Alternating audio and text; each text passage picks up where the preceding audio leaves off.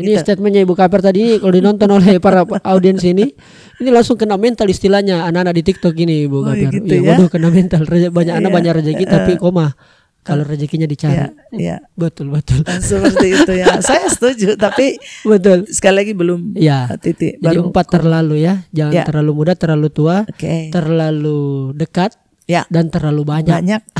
Itulah indikator yang kita gunakan dalam mengidentifikasi keluarga berisiko stunting. Keluarga berisiko stunting. Keluarga berisiko stunting bukan berarti stunting Pak, belum.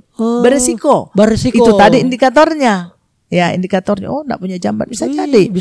Bisa jadi karena ini kita lihat ada beberapa kabupaten banyak yang tidak punya jamban, banyak yang tidak mampu mengakses air bersih, banyak yang dekat sekali jaraknya karena kita memang prioritas ada prioritas yang kita lihat seperti yang kawin di usia udah jangan terlalu muda itu yang terlalu dekat itu itu yang kita konsen ke situ. Kemudian kalau sudah terlalu tua kita harapkan. Tapi kan kadang-kadang orang saya kan dapat jodoh di usia 40 tahun itu namanya saran. Karena itu juga akan kembali kepada yang bersangkutan.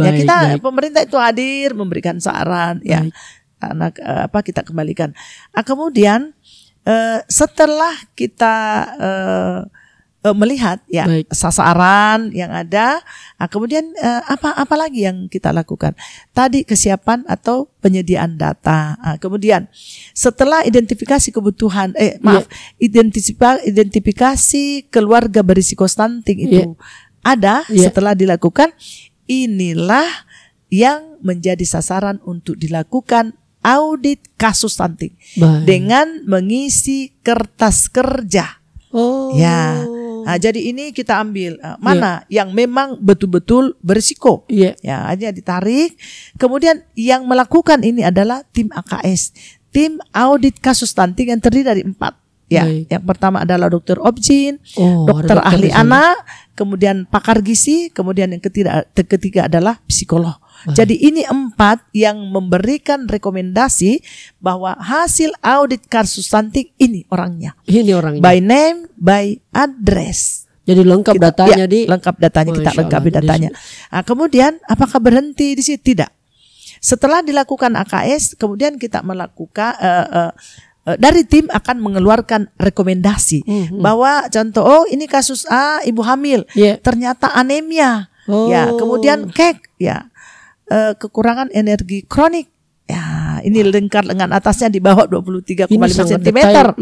Detail sekali, sangat bagus sekali setelah ini direkomendasi bahwa ini kasus yang pertama harus dirujuk ke rumah sakit, dibawa ke rumah sakit. Siapa memastikan bahwa dia harus ke rumah sakit? Itulah tadi tim pendamping keluarga, TPK.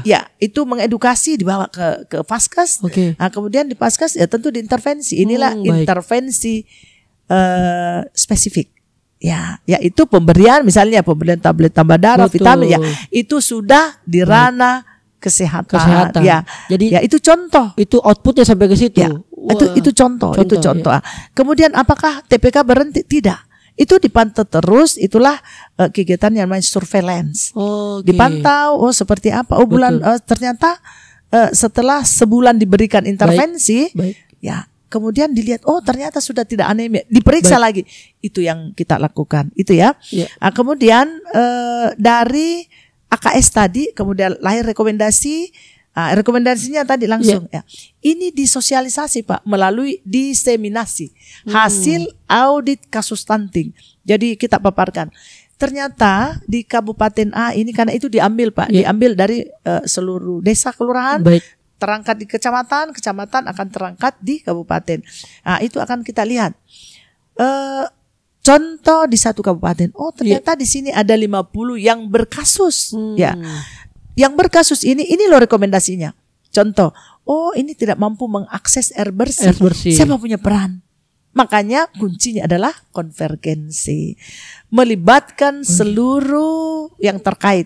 Tentu stakeholder lah kira-kira. Betul, stakeholder. Kemudian apakah hanya itu? Tidak. Ya, intervensi yang kita gunakan ini, kita lakukan adalah melibatkan selain dari pemerintah, kita juga libatkan dari organisasi sosial, kemudian kita juga libatkan melalui CSR dari pihak swasta, Basnas, rumah sakit, banyak sekali dilibatkan. TNI, Polri itu kita libatkan ya untuk melihat ini loh yang harus kita intervensi. Ini yang harus kita intervensi. Oh, ini masalahnya berarti tugasnya ini. Ya. Oh, paham. Begitu. Akhirnya pahami alurnya ini. Salah satu contohnya lagi. Oh, ternyata ibunya ini kurang gizi atau ini bayinya kurang gizi. Itu juga kita bisa kerjasama ya. Ini tadi saya sudah sebutkan. Yang banyak sekali, alhamdulillah. Kemarin saya bisa sampaikan dari PT Sur, ya itu memberikan sumbangan, menjadi donatur, memberikan donasi 7.300 rak telur. Nah, itu kita bagi, ya. Kemudian harus jelas, ya. Kemudian tahap kedua PT Sur lagi memberikan bantuan, yaitu 7.500 rak telur, ya kita bagi ke Kota Makassar, kemudian Kabupaten Goa, Takalar dengan Kabupaten Jeneponto. Itu salah satu. Seperti juga ya yang kita lakukan selain ini dalam bentuk CSR ini ya, itulah programnya yang kita sebut dengan BAAS. Bapak Asuh Atasi Stunting ya, atau Bapak Peduli Stunting, Bapak atau peduli. Bunda Peduli Stunting ya. Ini mereka yang menjadi donatur ya. Kemarin saya dari Kabupaten Nrekang. Itu sangat luar biasa sekali. Kebijakan dari pemerintah Kabupaten Nrekang ya, tentu dari Bapak Bupati, Bapak Wakil Bupati sebagai ketua tim percepatan penurunan stunting, ya itu berkolaborasi dengan semua yang saya sampaikan tadi. Baik. Ya, seluruh komponen termasuk dukungan masyarakat itu sendiri. Itu memberikan ruang ya kepada seluruh pejabat ya. Ini ada sekian anak yang berisiko. Ini masalahnya nih. Silakan kamu berbagi, Anda berbagi. Ya, makanya dibagi, Pak. Kemarin Pak Bupati juga punya anak asuh, Ibu juga, Ibu Ketua Tim Penggerak PKK, dan itu kemarin saya dengar berita bahwa Ibu Ketua Tim Penggerak PKK itu langsung dibawa ke rumah sakit karena agak mungkin ada persoalan. Ya, jadi bukan hanya diberikan makanan, tetapi dilihat kondisi. Jadi kita sebagai donatur dilihat kalau memang itu yang dibutuhkan adalah paket sembako atau apa seperti itu. Kalau memang dibutuhkan, oh ini perlu ini intervensi lain, nah itu yang makanya semuanya akan dilibatkan.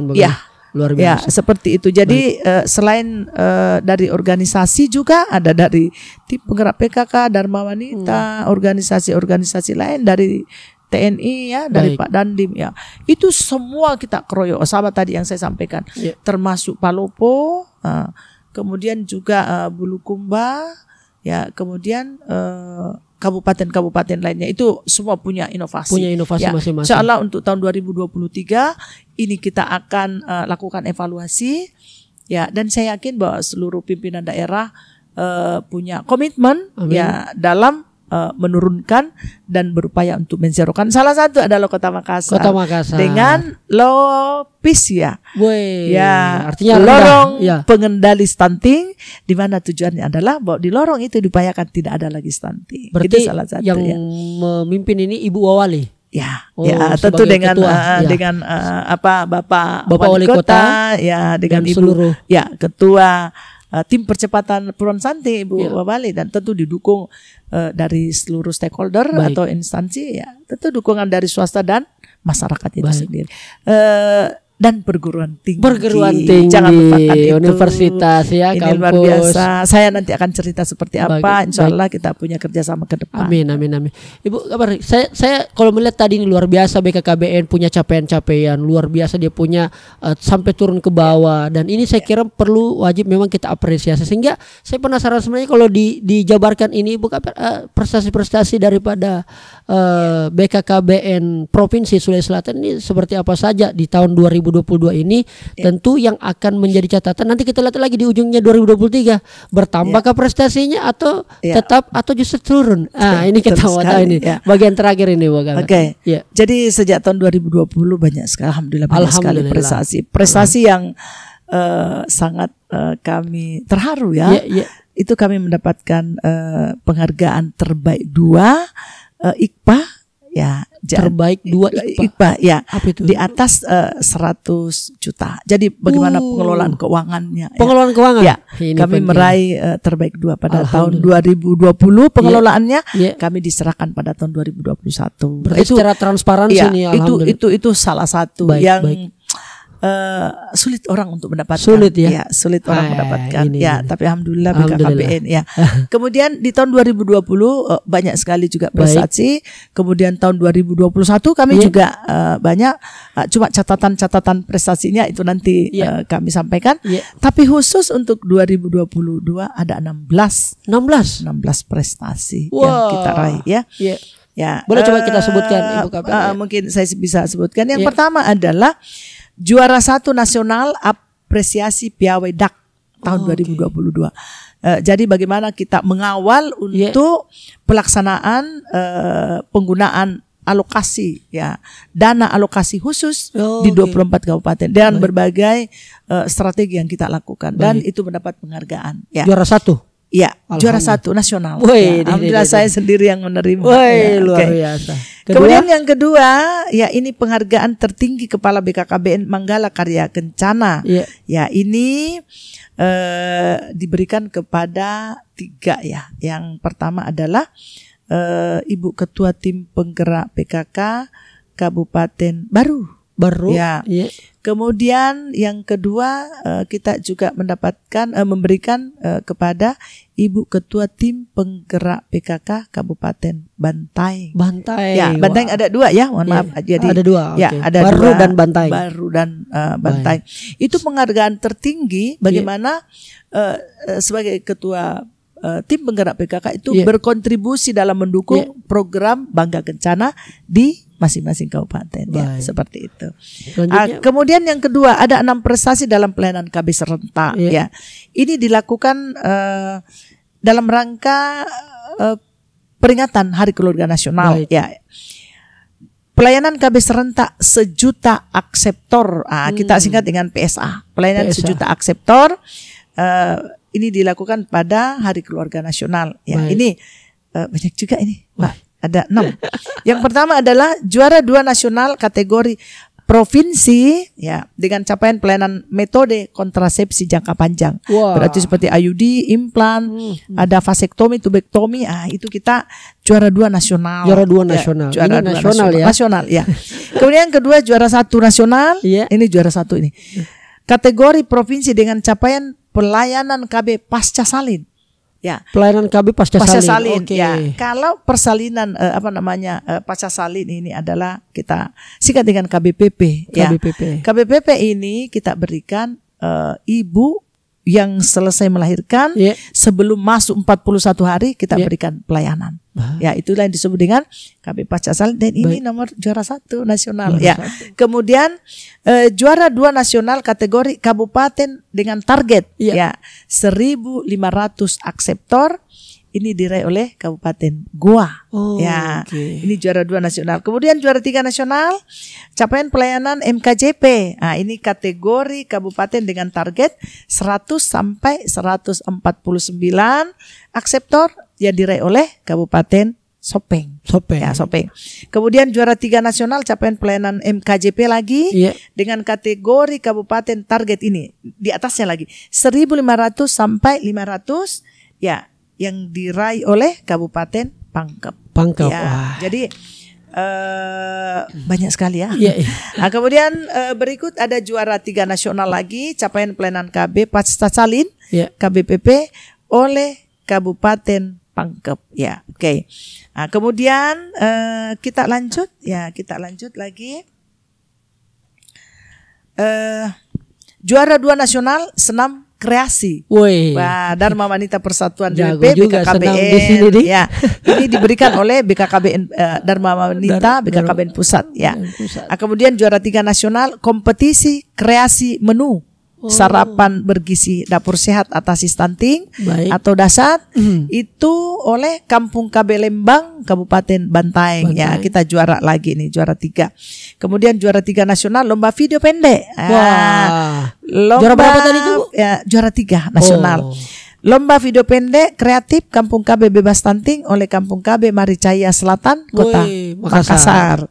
Nah, kemudian kita raih lagi juara 3 nasional PIK Remaja, Pusat Informasi Konseling Remaja, percontohan kategori berkolaborasi ya tahun 2022 ya.